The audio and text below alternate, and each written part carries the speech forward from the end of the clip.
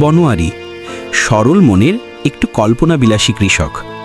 ভবেশ গ্রামের সবচেয়ে রসিক এবং সন্দেহপ্রবণ মানুষ। পাগলা দাশু গ্রামের সহজ সরল মানুষ, সবসময় কিছু না কিছু নিয়ে ব্যস্ত থাকে।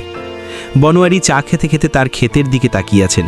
পাশে ভবেশ চা খাচ্ছেন এবং চারপাশে গ্রামের কয়েকজন মানুষ আড্ডা দিচ্ছেন। ভবেশ বাঁকা হাসি হেসে, কি বনোয়ারি, সকাল থেকেই এত ধ্যান কিসের? আবার কি কোনো উড়ন্ত শস্যদানার স্বপ্ন দেখছো নাকি?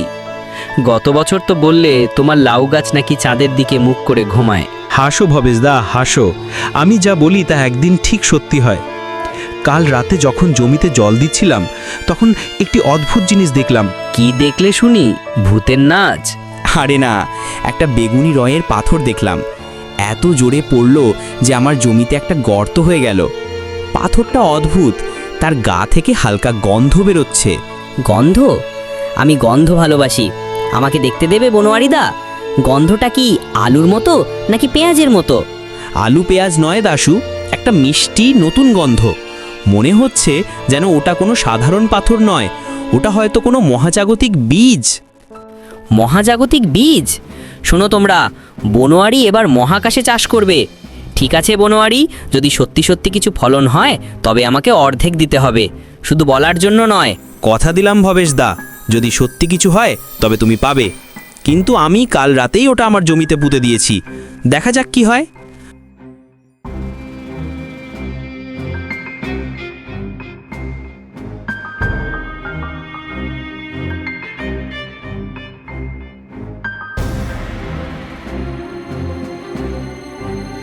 বনোয়ারি তার লাঙল হাতে নিয়ে জমির দিকে রওনা হন। ভবেশ এবং অন্যান্যরা হাসতে থাকেন।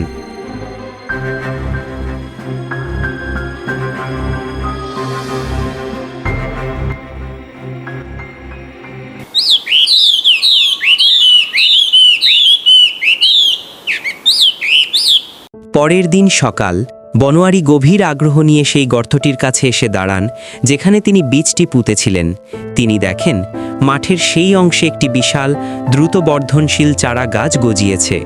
এটি সাধারণ গাছের চেয়ে অনেক বড় এবং তার পাতাগুলো বেগুনি রঙের। বনোয়ারি বিস্মিত হয়ে, ওরে বাবা, এ কি? এক রাতের মধ্যে এত বড় গাছ? এ তো সাধারণ কিছু নয়। গাছের উপরের দিকে একটি বিশাল বেগুনি রঙের ফল ধরে আছে। এটি দেখতে লাউয়ের মতো, কিন্তু তার গায়ে হালকা বেগুনি আলো জ্বলছে। এ তো সেই লাউ, তবে বেগুনি। আমার স্বপ্ন সত্যি হলো। বনোয়ারি দ্রুত দৌড়ে যান এবং ভবেশকে ডেকে নিয়ে আসেন।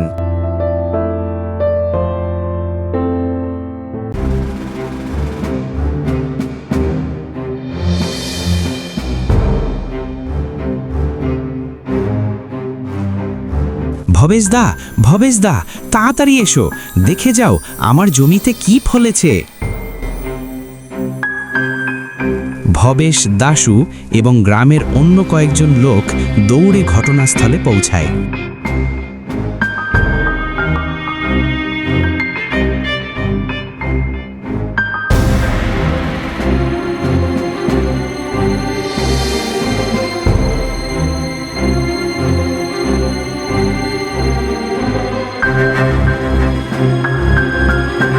তারা গাছ এবং ফল দেখে হতবাক হয়ে যায়। এ কি দেখছি?